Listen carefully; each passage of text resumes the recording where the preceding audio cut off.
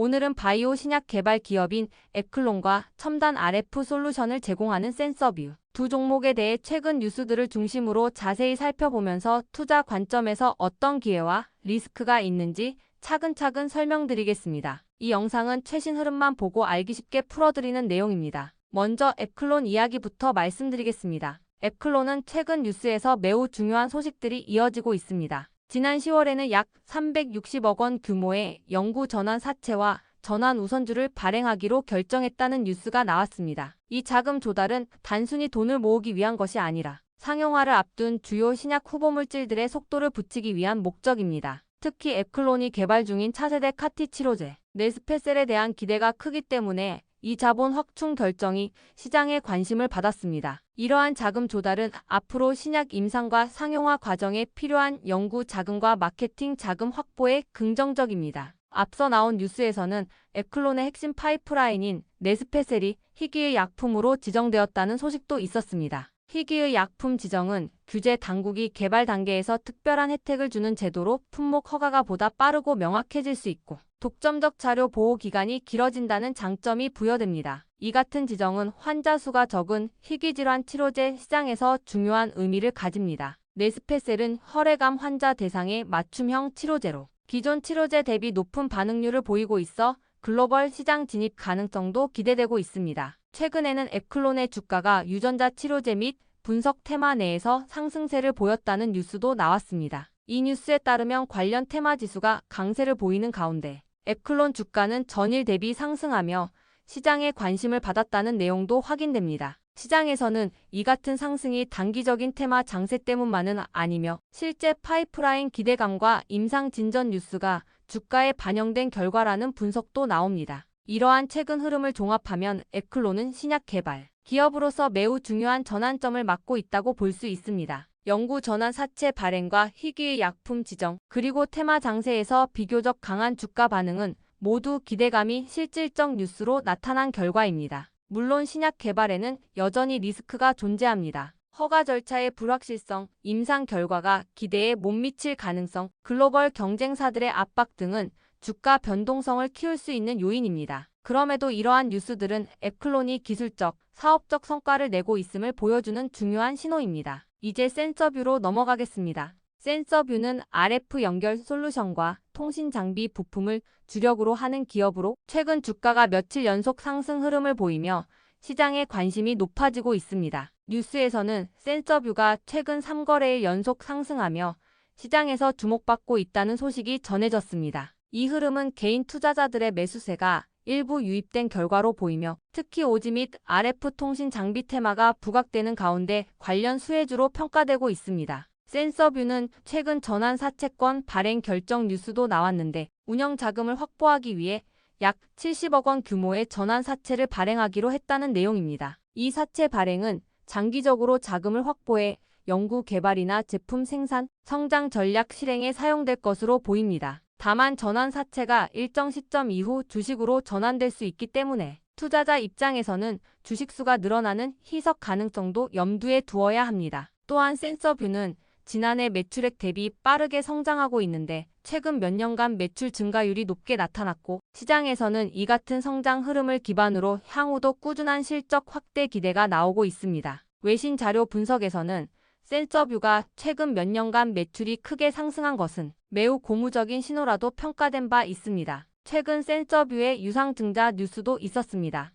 회사는 운영자금 확충 및 재무구조 개선을 위해 약 10억 원 규모의 유상증자를 진행하기로 했다는 내용입니다. 유상증자는 기존 주주뿐 아니라 제3자에게도 신주를 배정해 자금을 확충하는 것으로 일반적으로 기업이 성장 전략을 실행하기 위해 필요한 자본을 확보하는 긍정적인 움직임으로 해석됩니다. 다만 유상증자를 통해 주식수가 늘어난다는 점에서 단기적으로 주가 희석 압력이 있을 수 있다는 점은 체크할 필요가 있습니다. 센서뷰는 기술적으로도 RF 솔루션과 통신 장비 분야에서 다양한 응용처를 갖고 있습니다. 국방, 항공, 우주 오지 인프라, 반도체 계측 장비 등 다수 분야에 활용 가능한 기술을 보유하고 있어 향후 실적 성장의 기회가 다양하게 열려 있다는 평가도 나옵니다. 이러한 응용 분야 확대는 장기적인 성장 동력으로 작용할 수 있습니다. 이 두 종목을 투자 관점에서 비교해보면 성격은 매우 다르지만 공통점도 있습니다. 에클론은 바이오 신약 개발이라는 매우 큰 시장 기회를 겨냥하고 있고 최근 자금 확보와 제품 임상에서 의미 있는 뉴스가 나온 만큼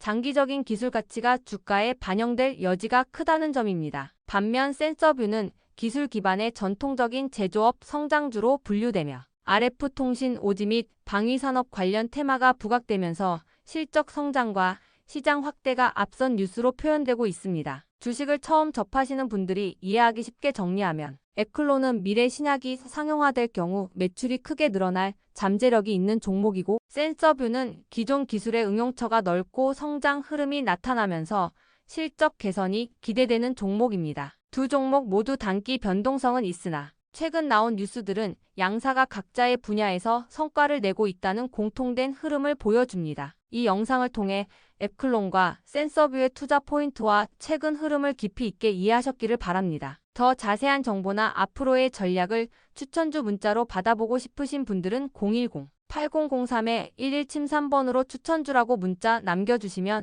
내일부터 바로 안내해드리겠습니다. 이번 기회를 꼭 잡아서 여러분들의 계좌에 안정적인 종목들이 자리 잡길 바랍니다. 자, 지금부터는 여러분들이 꼭 챙겨가야 돼 단 하나의 매집주에 대해서 말씀을 드려볼 겁니다. 자, 우리는 단 한 종목으로 우리들의 계좌를 쉽게 바꿔갈 수가 있습니다. 자, 그 한 종목에 대해서 대략적인 내용 말씀을 드릴 건데, 자, 유보율 3000% 이상, 영업이익 5분기 연속 흑자 상태입니다. 자, 일단 이것만 봐도 상당히 매력적인 주식입니다. 자, 두 번째로 현금 창출이 너무나도 큽니다. 자, 그렇기 때문에 자, 제가 볼 때는 무상증자 최소 1대5까지 현재 예상을 하고 있습니다. 자, 지금 현재 사업 흐름이라면은 내년 상반기에 자, 얘기가 나오지 않을까라고 생각을 하고요. 자, 이거에 따른 기대감은 언제부터죠? 자, 올 하반기부터 주가 반영될 가능성이 높습니다. 자, 지금이 바로 기회다라고 말씀을 드립니다. 자, 이게 바로 그 종목의 차트입니다. 자, 횡보를 엄청나게 오래 했어요. 자, 바닥이 정해진 종목이다. 자, 그리고 아래 거래량을 보시면은 자, 폭발적인 매집량도 현재 확인이 되고 있습니다. 자, 더 중요한 거 지금 현재 삼성전자를 중심으로 해서 증시가 폭등을 하고 있는데 자회사 사업군의